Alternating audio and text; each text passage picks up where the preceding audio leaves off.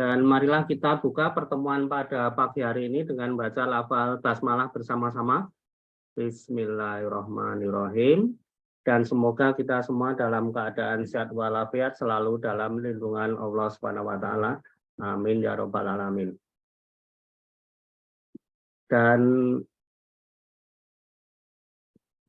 Dan untuk memulainya saya akan share screen ya materi hari ini.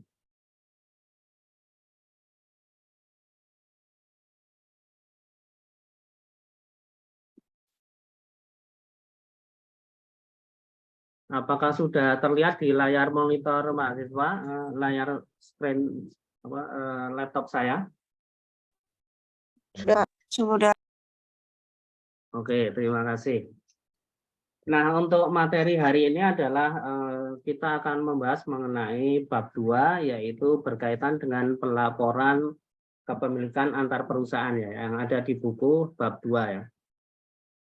Pertama kita resume dulu, mereview dulu dari bab ya minggu kemarin, yaitu yang pertama adalah untuk akuntansi kombinasi bisnis itu akuntansinya ya, berarti bagaimana metode akuntansinya untuk kombinasi bisnis yang berkaitan dengan pembelian ya, yang berkaitan dengan pembelian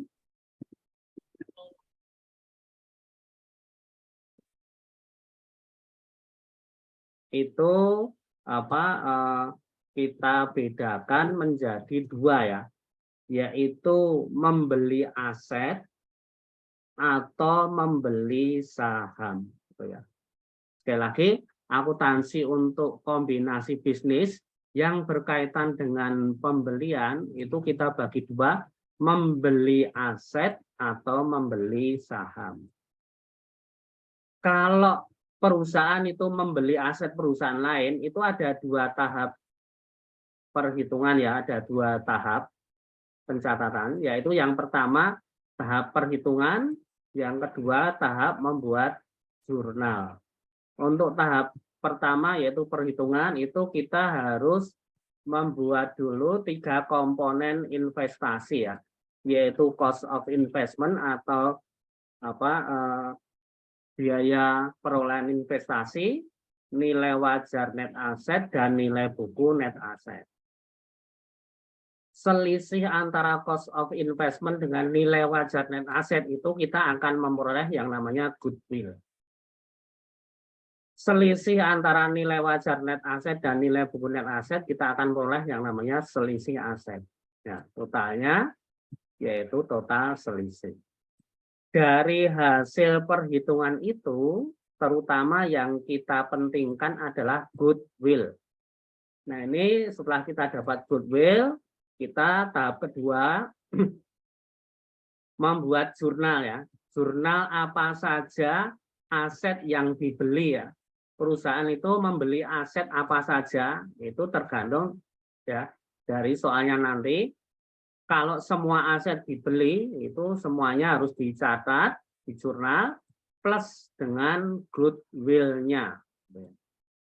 Nah, untuk saham itu perhitungannya adalah jumlah lembar saham dikalikan nilai nominal dari pembelian saham itu.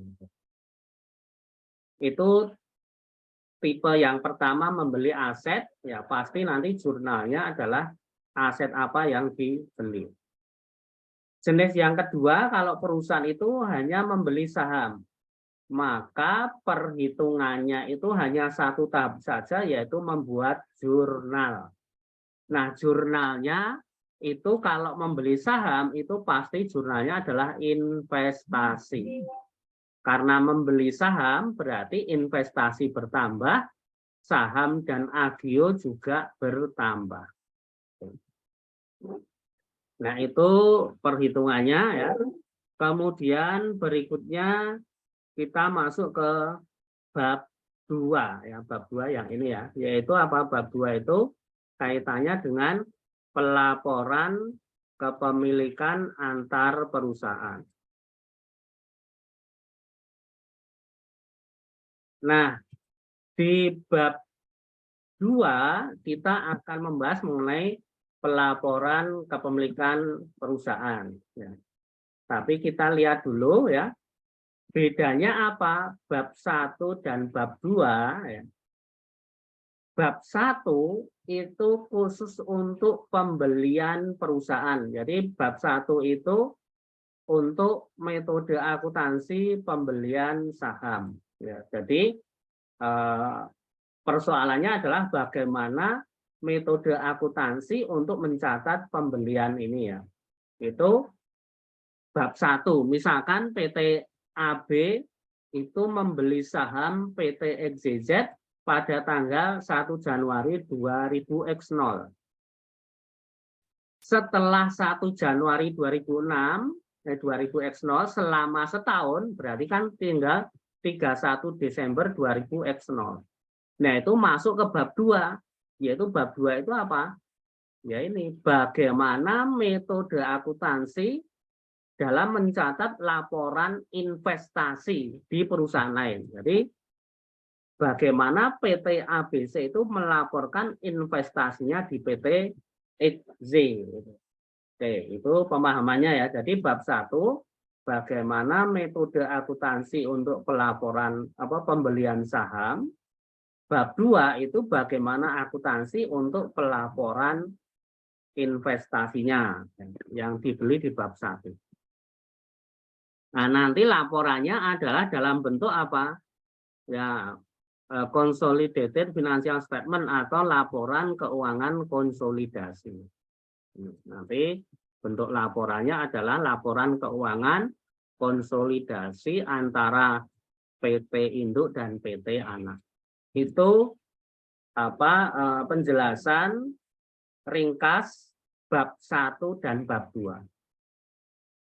Nah, sekarang kita masuk ke konsepnya ya. Ketika perusahaan membeli saham selama setahun itu kan harus ada laporan investasi ya. Jadi bab 2 di sini menggambarkan metode-metode akuntansi untuk pelaporan investasi saham. Ada 3 metode ya. Ada 3 jenis untuk laporan investasi berdasarkan prosentase jumlah kepemilikan saham. Kepemilikan saham antara 0 dan 20% itu dianggap pengaruhnya tidak signifikan dan menggunakan fair value method. Kalau perusahaan memiliki 20-50%, itu berarti ada pengaruh yang signifikan dan metode akuntansinya adalah menggunakan equity method atau metode ekuitas. Sedangkan kalau perusahaan memiliki lebih dari 50%, maka ini pengaruhnya dianggap pengaruh pengendalian, mengendalikan karena di atas 50%. Dan metodenya adalah metode konsolidasi. Nah, sekarang bedanya apa? Metode fair value method atau kalau di buku masih juga bisa dengan istilah cost method. Kalau ini equity method dan ini consolidation method. Bedanya apa? Intinya ya, kalau menggunakan fair value method atau cost method itu hanya mencatat yang berpengaruh langsung, terutama berkaitan dengan kas. Contohnya ini ya.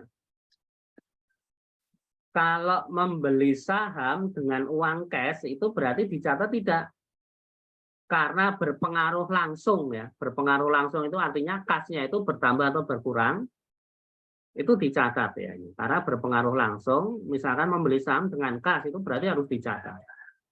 Yang kedua, kalau metode cost method atau fair value method itu misalkan PT XYZ ya, itu anak perusahaannya ya, misalkan melaporkan itu dicatat tidak. Kalau dengan fair value method itu tidak dicatat karena tidak ada pengaruh langsung kas terhadap induknya. Kemudian kalau PT NZZ itu melaporkan atau membagi dividen, dicatat tidak untuk perusahaan induknya? Ya dicatat ya, karena apa? PT NZZ membagi dividen itu kan memberi uang cash ya kepada induk, berarti di sini harus dicatat. Itu bedanya dengan equity method. Berarti equity method dan consolidation method itu apa? Semua yang berpengaruh langsung maupun tidak langsung harus dicatat. Contohnya membeli saham, catat. PT NZZ melaporkan laba, catat, walaupun tidak ada pengaruh langsung ya. Dan membagi dividen ini jelas mendapatkan tambahan uang kas, itu berarti dicatat. Consolidation juga begitu ya. Harus semuanya dicatat. Nah, yang membedakan di sini. Oke, itu konsepnya ya. Sekarang bagaimana jurnalnya ya, bagaimana jurnalnya. Kalau misalkan ya nomor 1 jurnal untuk mencatat pembelian saham di PT NZZ ya. Misalkan ini soalnya ya tadi PT ABC membeli 100% saham atau membeli 25% saham atau membeli 10% saham, bagaimana jurnalnya? Kalau menggunakan metode ekuitas, metode fair value method, ini ya, fair value method itu jurnalnya adalah ini. Investasi pada saham XZZ atau di saham XZZ, kreditnya adalah kas, ya kalau membelinya dengan kas, kalau membelinya pakai utang ya utang, kalau membelinya pakai saham ya saham. Tetapi kalau dengan metode equity, itu jurnalnya adalah investasi saham XZZ pada kas, utang, atau saham. Kalau consolidation juga sama, ya, investasi pada kas, utang, atau saham. 2. Bagaimana jurnal untuk mencatat ya pendapatan dari PT XZZ. Prosentase itu ya ini misalkan 50%, 30% itu ya. Kalau metode fair value method atau cost method itu tidak usah di jurnal. Kalau metode ekuitas dan konsolidasi itu harus di jurnal ya. Jurnalnya adalah investasi pada saham XZZ itu di debit, karena di debit itu berarti investasinya bertambah, dan kreditnya adalah pendapatan dari investasi. Investasi itu orang yang dikenai investasi. Ketiga, bagaimana jurnal untuk mencatat pembagian dividen ya. Misalkan ini dividennya kas ya. Itu jurnalnya adalah kalau metode fair value method atau cost method itu kas pada pendapatan dividen. Kalau metode equity, ekuitas dan konsolidasi itu kas pada investasi. Kenapa investasinya di kredit? Karena membagi dividen itu mengurangi investasi. Yang keempat, bagaimana metode jurnalnya ya? Bagaimana jurnalnya kalau mencatat depresiasi dan amortisasi? Kalau fair value method tidak dicatat, tapi ekuitas dan konsolidasi ya itu dicatat, yaitu pendapatan dari investasi pada kreditnya adalah investasi. Kenapa investasi di kredit? Karena depresiasi itu mengurangi investasi. Nah, yang terakhir, bagaimana jurnalnya untuk mencatat eliminasi. Eliminasi itu penghapusan transaksi antar perusahaan. Kalau ekuitas dan fair value tidak dicatat, tapi kalau metode ekuitas, metode konsolidasi dicatat. Ini mohon diperhatikan ya, karena nanti soalnya itu jumlah saham yang dibeli itu nanti akan menentukan metode yang dipakai. Sekali lagi, kalau 0 sampai 20%, misalkan di soal itu PTA membeli 15%, nah berarti mahasiswa harus pakai metode yang ini. Atau soal berikutnya, kalau PTA membeli 25% saham PTB, ya itu berarti harus pakai metode ekuitas. Atau ya visualnya itu PTA membeli 75% saham PTB ya, berarti harus pakai konsolidasi. Kalau konsolidasi tambahnya adalah eliminasi.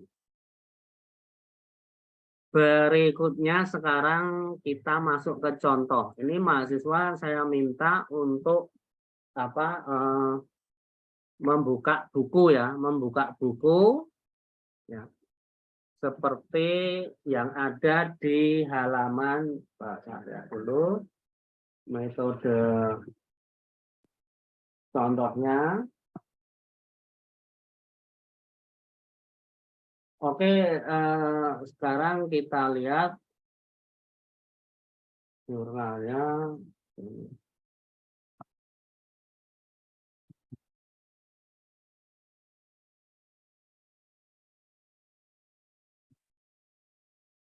Oke, sekarang kita lihat ya.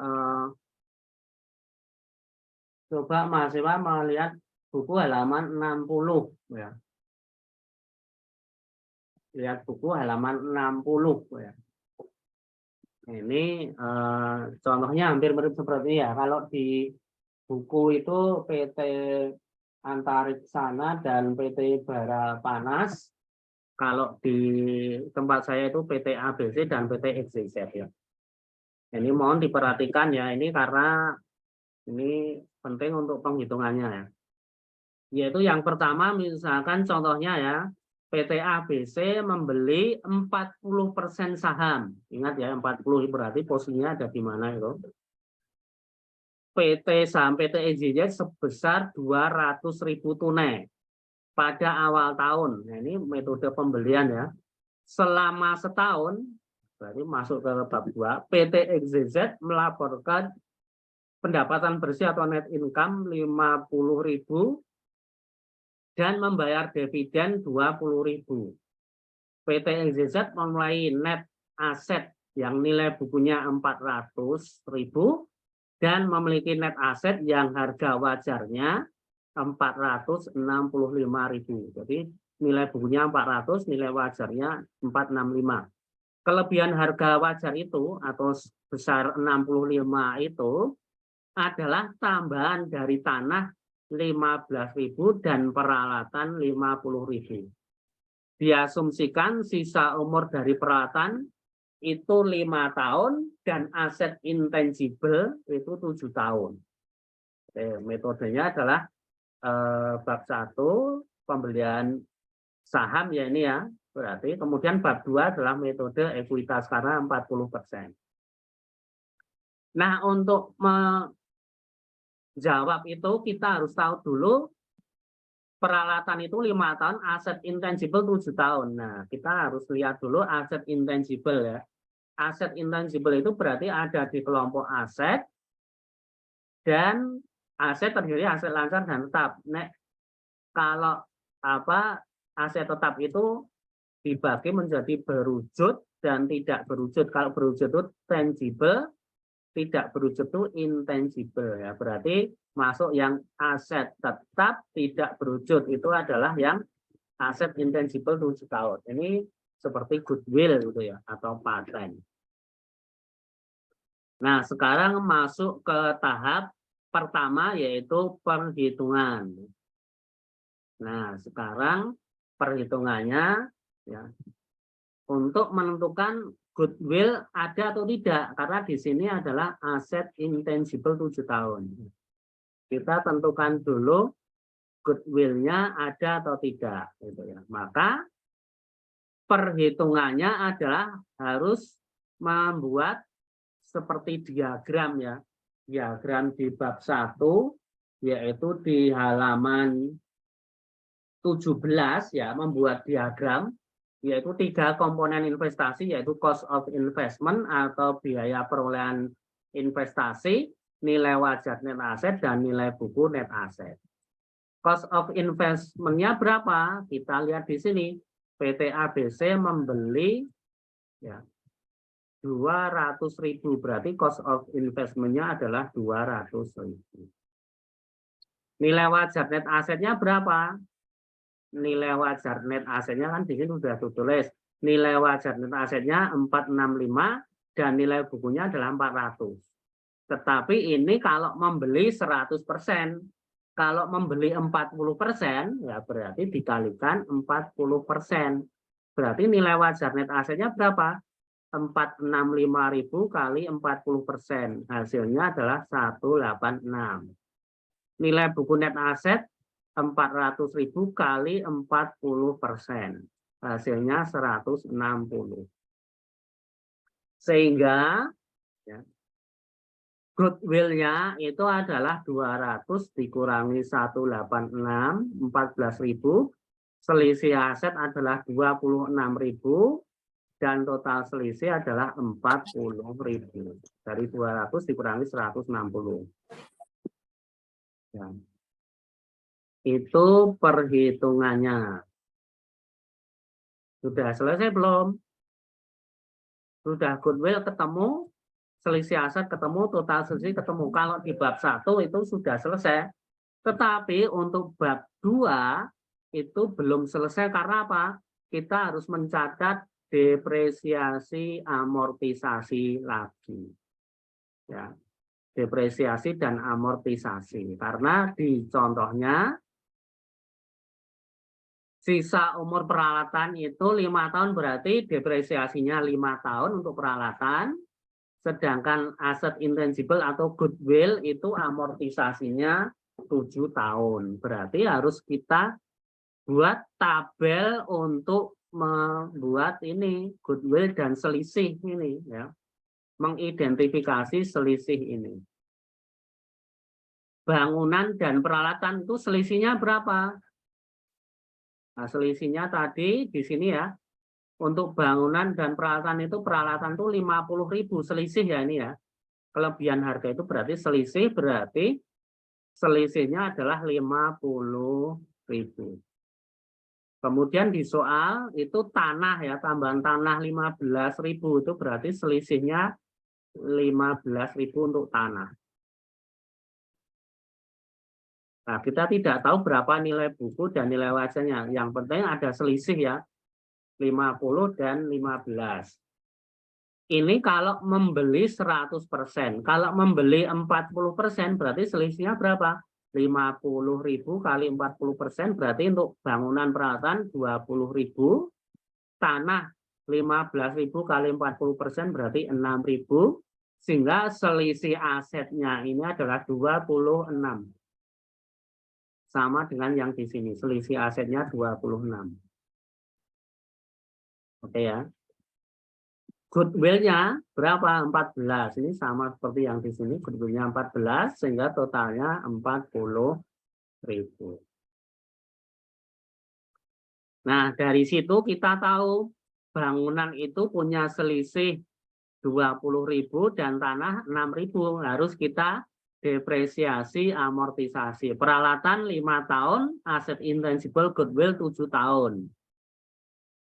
Kalau tanah itu tidak boleh didepresiasi ya, karena tanah itu dianggap selamanya tidak berkurang ya. Asumsi di akuntansi tanah itu tidak berkurang. Maka tabel berikutnya untuk menghitung depresiasi amortisasi adalah bangunan dan peralatan itu selisihnya 20.000, sisa tahunnya depresiasinya 5 tahun sehingga depresiasi per tahun itu 4.000. Goodwill itu 14.000 itu untuk 40%, sisa tahunnya umur ekonominya 7 tahun, berarti amortisasi per tahunnya adalah 2.000 sehingga total depresiasi amortisasi adalah 6.000. Nah ini mohon diperhatikan penghitungannya ya, yaitu pertama menghitung 3 komponen investasi goodwill, kemudian yang kedua menghitung ya identifikasi selisih dengan tabel, dan yang terakhir menghitung dengan tabel yaitu depresiasi amortisasi. Oke, itu penghitungannya. Berarti sekarang ke jurnalnya. Oke, jurnalnya. Jurnal yang pertama itu untuk mencatat pembelian 40% saham PT NZZ 200.000 tunai ya. Karena membeli tunai berarti kalau beli saham itu pasti jurnalnya investasi. Jurnal pertama investasi pada kas 200.000. Jurnal yang kedua apa? Soalnya PT NZZ melaporkan pendapatan bersih 50.000. Ini kalau membeli 100%. Kalau membeli 40% dikalikan 40%. Berarti jurnal kedua, yaitu jurnal kedua, investasi di NZZ pada pendapatan di NZZ besarnya berapa? 50.000 kali 40%, 20.000. Dan yang terakhir, nah maaf masih ada lagi, yaitu apa? Dividen. Dividen 20.000 di sini ya, dividennya 20.000 ini. Kalau 100%, kalau 40% dikalikan 40% ya. Di sini dividennya adalah ya, jurnal yang ketiga, kas bertambah, investasi berkurang, kredit jumlahnya 8.000 berasal dari 20.000 kali 40%. Ini jurnalnya untuk mencatat dividen. Yang terakhir apa? Untuk mencatat depresiasi amortisasi. Nah, untuk mencatat depresiasi amortisasi adalah jurnal yang keempat. Jurnal yang keempat adalah pendapatan PT NZZ pada investasi PT NZZ jumlahnya berapa? 6.000. Yaitu untuk mencatat depresiasi amortisasi bangunan, peralatan, dan goodwill dari sini ya. 6.000 dari sini. Itu jurnal-jurnalnya. Nah, sekarang yang terakhir ini, bagaimana neraca saldo investasi di PT NZZ. Neraca saldo investasi itu seperti buku besar ya. Buku besar yang ada di buku besar atau akun investasi ya. Akun investasi di buku besar atau neraca saldo investasi PT NZZ berapa? Karena di sini neraca investasi PT NZZ, maka dicari yang ada kaitannya dengan investasi PT NZZ, investasi PT NZZ, investasi PT NZZ, dan dicari investasi PT NZZ. Jurnal yang pertama ada tidak? Ada. Jurnal yang pertama debit 200.000. Jurnal yang pertama debit 200.000. Jurnal yang kedua ada tidak? Ada. Jurnal kedua ada investasi ya. Akun investasi debit 20.000. Berarti jurnal yang kedua debit 20.000. Jurnal yang ketiga ada tidak investasi di sini? Ada. Jurnal yang ketiga investasi kredit 8.000. Jurnal yang ketiga investasi kredit 8.000. Jurnal yang keempat ada ya, jurnal yang keempat ini. Kemudian investasi kredit 6.000. Jurnal yang keempat kredit 6.000. Hasilnya ya, selisih antara debit dan kredit saldonya ada di debit 206. Berarti neraca saldo investasi PT NZZ pada akhir tahun adalah 206. Nah, itu apa jurnalnya, perhitungannya, dan saldo dari akun investasi. Nah, sampai di sini ada yang ingin ditanyakan? Sampai di sini apa ada yang ingin ditanyakan?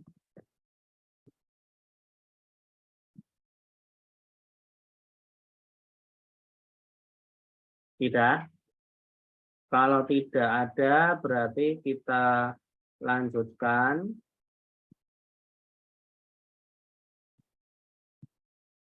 Kalau tidak ada, berarti kita lanjutkan lagi. Soalnya ya, contoh soal yang nanti dikerjakan mahasiswa.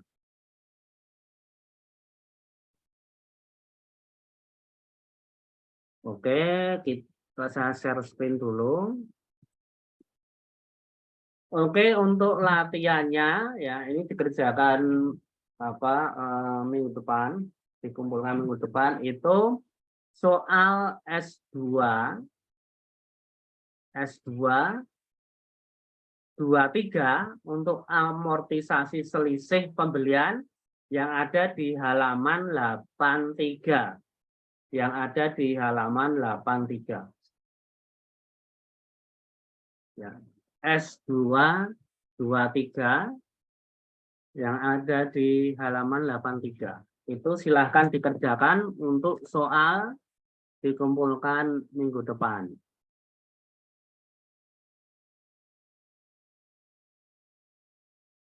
Ya, itu soalnya ya. S2 23 dikumpulkan minggu depan. Nah, kemudian soal yang kemarin, minggu kemarin, ya, itu banyak mahasiswa yang keliru ya, banyak mahasiswa yang keliru.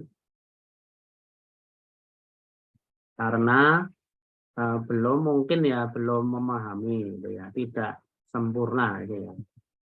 Seperti apa jawaban yang sudah saya share kemarin, gitu ya.